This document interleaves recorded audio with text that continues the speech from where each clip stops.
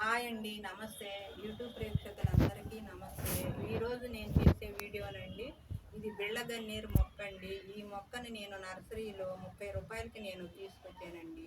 ఆ మొక్కను తీసుకొచ్చి 4, 5 రోజులు బయటే ఉంచానండి. ఉంచి ఆ మొక్కను నేను ఈ చిన్న కంటైనర్‌లో రీపాట్ చేశానండి.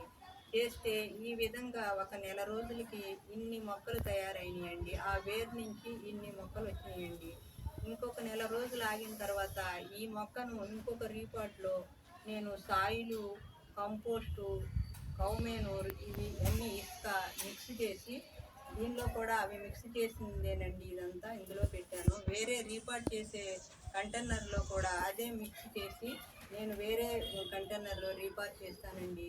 ఈ మొక్కలన్నీ ఈ విధంగా వచ్చాయండి. ఇది నేను వీడియో చేసి చూపించడానికని వీడియో చేస్తున్నానండి. ఇందులో ఒక సపోటా మొక్క కూడా వచ్చిందండి.